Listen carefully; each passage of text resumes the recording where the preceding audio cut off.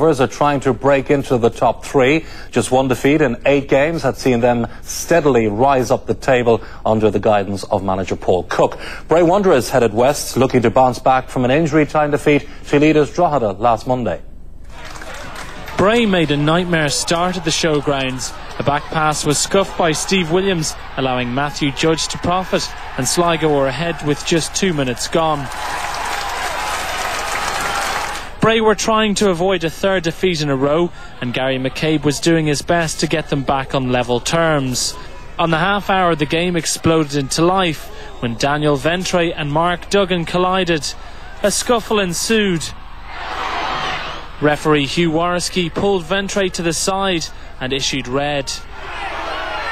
Duggan didn't escape punishment either, and he received his marching orders. The Bray bench weren't happy, and their protests also drew the wrath of the referee. After that, chances were few and far between in the closing stages of the first half. Sligo started the second as they ended the first, edging it in terms of chances created. The game turned in the home side's favour when Conor O'Grady was put through on goal and then pulled back by Bray's centre-back Clive Delaney, the referee awarding a penalty. It got worse for Bray, reduced to 9 men, Delaney walking this time. Kodosevic stepped up and converted past Williams, despite the keeper getting his left hand to the ball. Bray didn't lie down, McCabe testing Richard Brush. Sligo tried to put the game beyond reach, Williams equal to this attempt. Kodosevic, looking for his second, came close. Next it was captain Adam Hughes, who was even closer.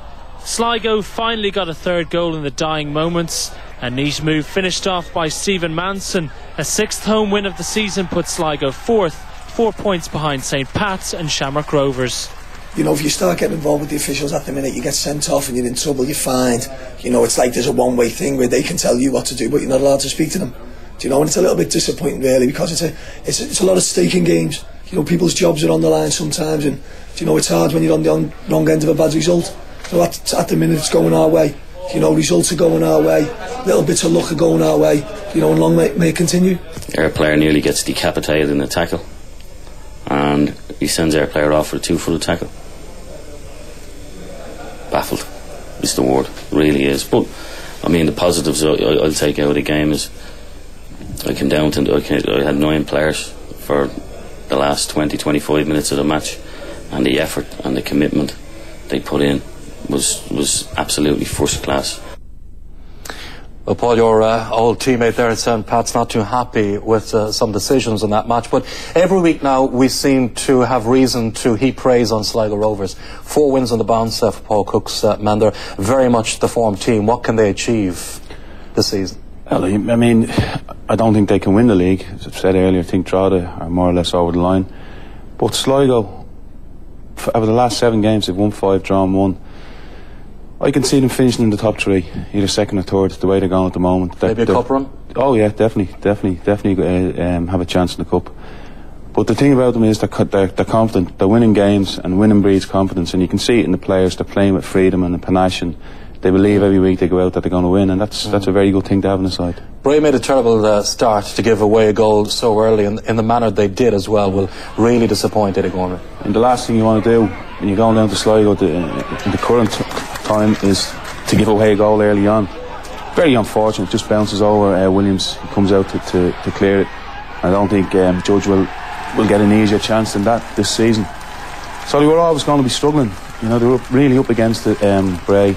Of course, then the cause wasn't helped by some referee decisions, which I know Eddie was very irate with the decisions that were made, and I think he has every right to be. Yeah, well, you can talk us through that actually, Paul. We're told it wasn't a dirty match, but there was so many sending offs, and there's a few tackles that have to be questioned here. What do you make of this? Well, the key thing for me, and you look at the reaction of players. The Bray players are all frantically gathering around the Sligo player. Not one of the Sligo players is complaining about the tackle that Duggan has made. I think Duggan made a genuine attempt, 1-footed attempt to win the tackle. He's baffled by that. He absolutely is. Him and Eddie, they were both baffled. But that's really put you. I mean, you're a goal down and now you've lost a player as well. So I mean, they were really up against it. I think the referee got the decision wrong. But at the end of the day, I mean, the referee is the referee, and you've got to live by decisions referees make. Sometimes they get them wrong, and I think that was a situation where the referee got it wrong. Yeah, he handed out another red card here to Clive Delaney. This is another decision that I have to be honest, I can't see it as being a penalty.